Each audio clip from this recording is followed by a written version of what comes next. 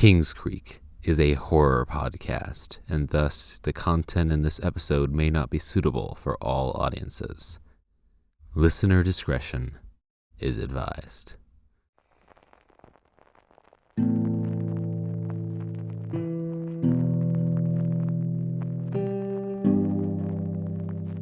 You are now entering Kingscreek.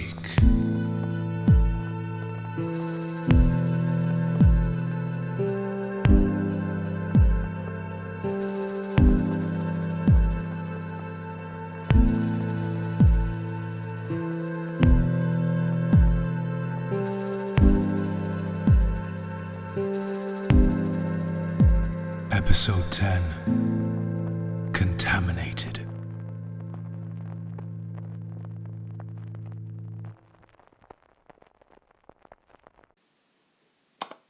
Welcome back to another one of these.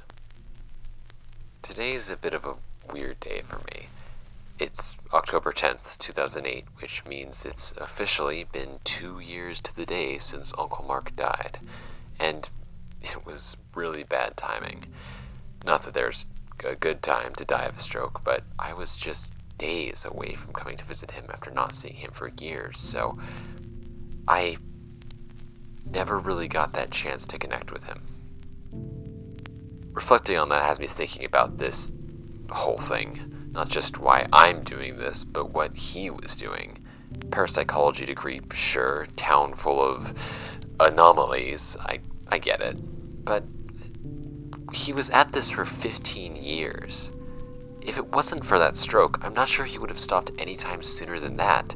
Well, why was there such a drive to study this place? What was he looking for? These aren't necessarily pressing questions, but it's been something I've been thinking about. I started this project to try to get to know Uncle Mark as much as I did for funsies, I think, but I've not gotten any closer to that either. It's all kind of, I don't know, disheartening, maybe? I can't really figure it out. I'll think on it later. For now, let's proceed. Today's story comes from a file marked Case C-123, Tangible Stachybotrys Hallucinations, considering Stephen Reynolds' short stint working at a quote-unquote local medicinal shop. Reynolds was an employee there for about 3 weeks during the summer of 2006 until he stopped working there for reasons that will soon become apparent. This witness statement here, given directly to Uncle Mark, is not actually from Stephen, however. Rather, is from his brother, Daniel. Again, for reasons that will become apparent. September 13th, 2006. When it all comes down to it, it's not like it was that much worse than most summer jobs. Sorry, was that too grim? I never really know how much gallows humor to employ in situations like these. I've been told it makes people uncomfortable, but for me, it's more like a release. I almost took the job first, did you know that? I was set to go into that job interview, but just a day before, I was groaning on the couch, out for the count with some kind of flu. But it was already booked up, and it's not like the guy running the place was super on top of background checks or anything, so Stevie went instead. And what do you know? He got the job. I think about that a lot now. Almost feels like what happened to Stevie was meant for me, in a way. The job was at this little medicinal shop downtown that I'd never heard of before. Ye Old Crimson Shop, maybe? It was something old-timey like that. I could never remember the whole thing. It was cozy the few times I went there, but also a little creepy. Something about the walls and walls of pickled leaves and spotted lizard parts in jars gave me the heebie-jeebies, I guess. Stevie seemed fine with it, though, at least at first. For that first week, whenever he'd come back from work, he'd always have a big smile on his face, speaking at a mile a minute about whatever new concoction he'd been learning about how to make. I would have been more interested in what he had to say if that flu wasn't so resilient. It was getting pretty bad, frankly. By the end of the week, I was starting to see spots. That's one thing I appreciated, actually. That flu was kicking my ass, and Stevie was able to give me something from the shop that drove it away like that. For whatever misgivings I have, their product seems to work. I wish I could say that was the primary lasting impression they left on me. During the second week, Stevie started acting strange. For context, he had always been particular about certain things. He had a preference for what brand of peanut butter we used, for example. He could always tell when it was different, and when we were little, he would always get all huffy when it was on his sandwiches. He hadn't acted like that since he was 8, but now that behavior was starting to resurface. Whenever we ate anything, he would spend 15 minutes picking through his food, inspecting each piece carefully, as if worried they would explode in his hand if he wasn't careful. One night, after I had watched him take an hour to carefully deconstruct, inspect, and either discard or eat pieces of a now stone-cold steak, I asked him what he was doing. He didn't take his eyes off the meat when he answered. "I'm checking for contaminants," he said. "It's something my boss taught me. We make medicine, and that goes into people's bodies. So, we need to make sure there aren't any contaminants. Germs, dirt, chemicals, mold." He shivered, almost as if he caught himself off guard with that last word. He collected himself for a moment until saying, "There can't be mold." Though I wasn't sure if he was saying that part to me or to himself. It was strange, but I was willing to let it go. He still seemed to like his job, and as long as he was eating, it didn't really matter how he went about preparing his food. There was the beginning of something in his eyes, though. A low level of panicked energy when he mentioned the mold. It stuck with me, even as the events of the next few weeks did everything they could to distract me. It didn't stop with his food. As the days dragged on, Stevie was spending more and more time in his room with the door shut.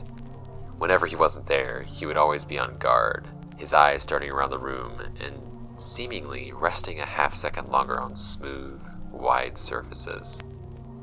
I noticed he was being extremely careful not to touch anything. One day, he left the house only to come back with bags full of cleaning supplies. Bleach, ammonia, scrub pads, gloves, medical masks, the works. It looked like he was prepping to clean the inside of a sewer. But he just took them all and disappeared right back into his room. Stevie's settings became pretty sparse. He would leave to go to work, and sometimes to pick up Art and eat a meal, but most of the time he was locked up tight in his room. There was always that sharp, industrial-smelling aroma wafting from underneath the door. Sometimes I could hear the sound of something heavy dragging across the floor, like he was moving furniture. He started leaving trash bags outside his door, stuffed to the brim and neatly tied together, left for me to pick up and take to the curb. There were so many bags, and I started to get skeptical of the idea that they were all filled with trash. One cursory glance into a trash bag later, and I discovered that he was throwing away all kinds of things. Toothbrushes, water bottles, mugs, clothes, old blankets, etc. All things, I later realized, under the right circumstances, could make great habitats for something to grow. While digging around, I also noticed he'd thrown out a practically brand new pair of sneakers. He'd bought them just the other week with the money from his new job. They were expensive too, far too much for them to be thrown out, especially with the only damage being what looks like a few speckles of mud on the outsole, probably from the rain the day before. Stevie was particular, sure, but before now he'd also always been very careful with money, so this was a big departure for even him. When I looked into one of the shoes themselves, though, I saw within the gaps between the sole and the walls of the shoe what looked like a fine line of brown moss? Fungus? It was too small to tell exactly. At the time, I just assumed something got into the shoes back when they were made at the factory, but even then, that wasn't enough to throw them out. It was just another layer of curiosity. One day when he was out at work, I looked inside his room. It was spotless, almost empty. Most of his furniture had been precisely arranged by a wall on the far end of the room. His bed was stripped bare, with only a plastic sheet covering the outside. The industrial cleaning smell was overpowering now, and I could feel my vision going a little fuzzy. Is this what Stevie had been living in for the last week? I had to talk to Stevie. I already knew that he was a pretty particular person before, but clearly I had underestimated just how deep the problem ran. I decided to try and intercept him when he came back home from work. Maybe then I could talk some sense into him. It was dark when he got back from his shift at the shop. The manager had been working him longer and longer shifts, and I was starting to wonder if that was what prompted this change. There was only one way to find out. He came back wearing a surgical mask and sterilized gloves. He stopped when he saw me waiting on the porch, sitting under the flickering light. He asked me what I was doing. Actually, he didn't say it that nicely, so I responded pretty nastily myself. I yelled at him about how he had been turning his room into some kind of weird medical lab and was probably poisoning himself from all the fumes he'd be inhaling. Stevie did not take the fact that I had been in his room well. He started waving his arms around, screaming about contaminants and outside elements and uncontrolled substances. As he was wildly gesticulating, I couldn't help but notice some discoloration on his hands. Well, not on his hands. He was wearing gloves, after all. But in the small ring of skin after his shirt sleeve ended before the glove began, there it was. A small gray patch spreading from underneath the glove, outward. Afterwards, I would look back on this and try to tell myself that it was just a stain. He was probably working with all kinds of juices and chemicals and stuff. It would make sense for something to stain his hand, but I couldn't shake the feeling that it felt more active than that. Like in the split second I saw it, it was already festering. It shook me enough that I wasn't really able to continue arguing with Stevie, and he pushed past me, taking care to not actually touch me with his hands. Things got worse from there. Stevie wasn't leaving his room at all anymore during the day, though strangely enough we never got any calls from Crimson about his absences. I suppose that makes sense in retrospect, based on what you've told me about them. The only time I heard him leaving his room was late at night when he would go to use the bathroom. At least, I thought he was using the bathroom. I could always hear water running, but I never heard a toilet flush. Sometimes he'd be in there for a long, long time. The water would come on, then off, then on again. Otherwise, it was pretty silent. The bathroom is right across from my room, so I could always see the light spilling out from underneath the door, and the shadows of Stevie's movement cast jumping shapes across the floor. I don't know why this is where my mind went, but it made me think of dancing ghosts, like those you'd see in an old shadow puppet show. Then, a couple of nights ago, I woke up in a cold sweat. I must have been having some kind of nightmare, but as what happens so often with dreams, I couldn't for the life of me recall anything. I felt dehydrated, probably from all the sweating, so I made my way to the bathroom to get some water. I must have still been half asleep because I somehow didn't see the flickering of the shadows on the floor or hear the running water. The door to the bathroom was ajar. I pushed it, a creak ringing out as it slowly turned on its hinges. If I was half asleep before, what I saw inside definitely woke me up. The sink was running, a steady trickle of water that set the soundtrack for the scene in front of me. Stevie lay on the floor, propped up against the wall. His skin was red and raw, and from the stained sponge in his hand, it wasn't hard to figure out how it got to be in that state. He must have been in there for hours, scrubbing away, and hard. Now, he seemed exhausted almost to death. This was bad, obviously. Something was wrong with Stevie. He must have had some kind of compulsion, or was spiraling or something. I didn't know.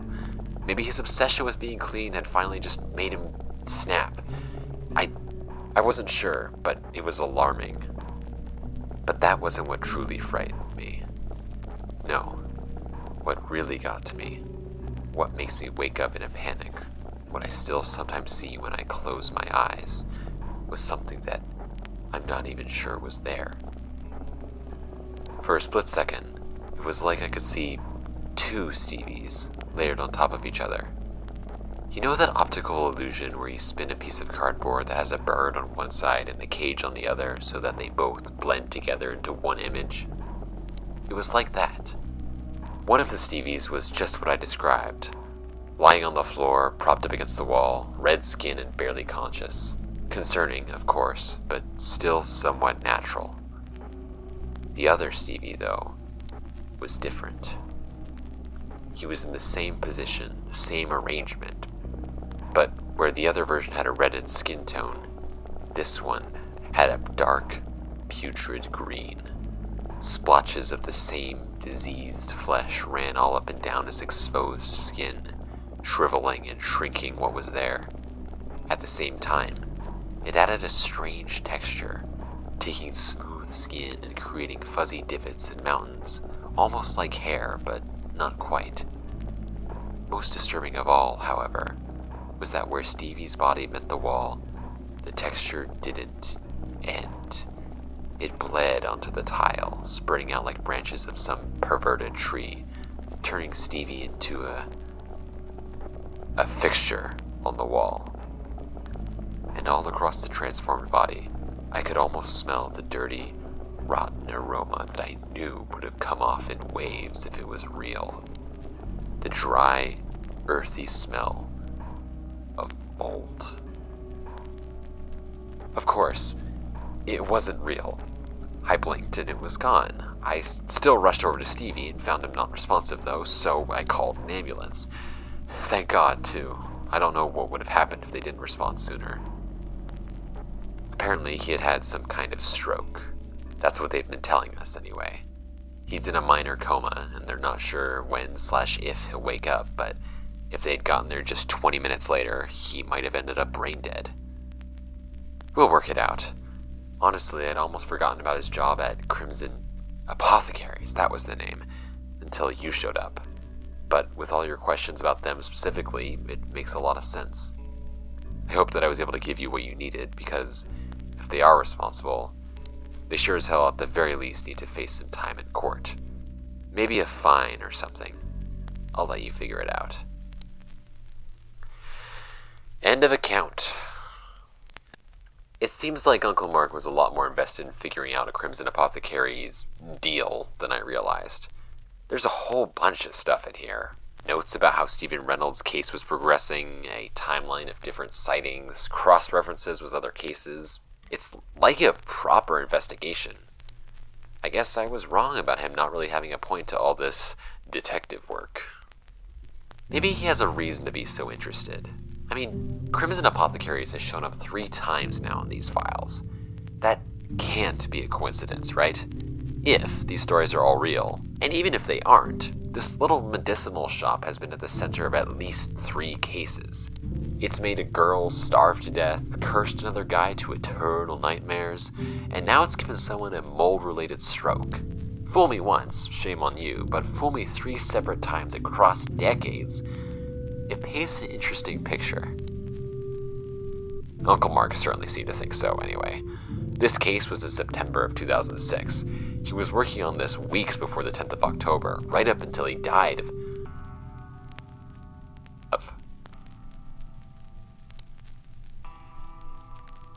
of a stroke.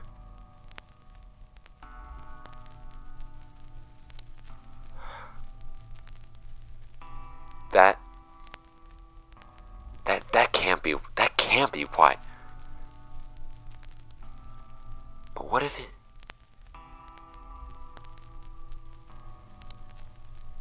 I'm going to look into this. This is Damien Bachman signing off.